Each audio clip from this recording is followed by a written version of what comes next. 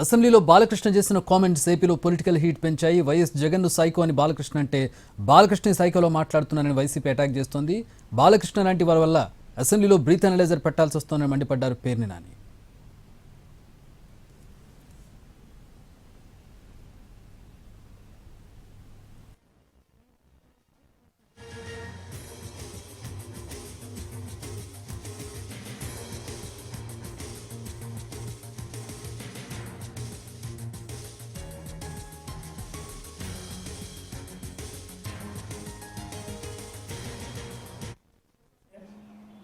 ఇప్పటికే చచ్చిపోతున్నాడు బాలకృష్ణ.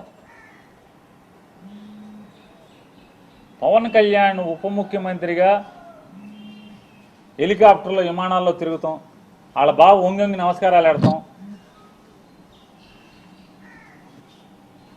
ముఖ్యమంత్రితో సమానంగా జామర్లు ఉన్న కారు, ముందొక 3 పోలీస్ కార్లు, వెనక ఒక 10 పోలీస్ కార్లు.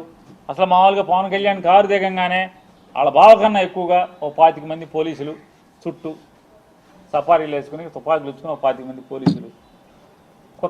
కొత్తలాడిపోతున్నట్టున్నాడు మనోడు. మామూలుగా ఉడుకుతున్న అన్నానికి అడుగుని సెగలేపితే మామూలు పొంగు వచ్చినట్టుగా లోపల మ్యాన్షన్ హౌస్ ఫుల్లుగా. అసలు రాను రాను ఏమైపోతుందంటే ఇట్లాంటి వాళ్ళ మూలంగా ఆర్టీసీలో కండక్టర్కి డ్రైవర్కి డ్యూటీ ఎక్కేప్పుడు బ్యాందీ సారా తాగేప్పుడు పెడతారా గొట్టం ఏంటంటే నోట్లో గొట్టం పెడతారు, బ్రీత్ అనలైజర్. ఆ బ్రీత్ అనలైజర్లో అసెంబ్లీ గేట్ కాడ కూడా తలుపు కాడ కూడా పెట్టాల్సిన పరిస్థితి వచ్చేసింది. రాబోయారు ఇక మామూలుగా ఇట్లాంటి వాళ్ళు ఉంటే ఇక అంతే కదా. ఏమవుద్ది?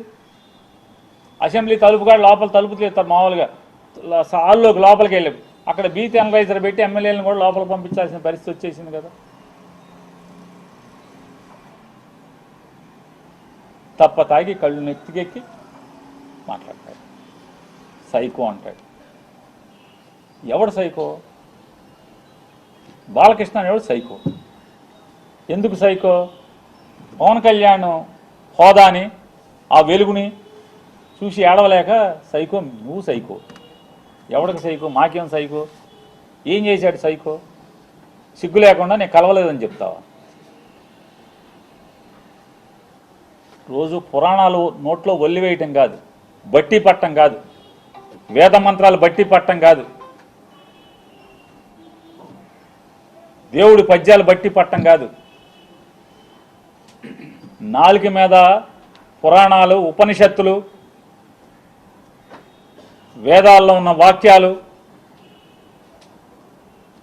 అవి బట్టి పట్టినంత మాత్రాన ఇట్టాగుంటుంది. బట్టి పడితే జీవితం, బట్టి పట్టిన బతుకులు ఇట్టాగా ఉంటాయి. పేరుకేమో బయట మామూలుగా మైకూర్చుకుంటేనేమో వేదాలు ఉపనిషత్తులు అవి మాట్లాడటం ఆ ఊ అని చెప్పని మనిషిని మందేస్తే ఇది మన తంతు.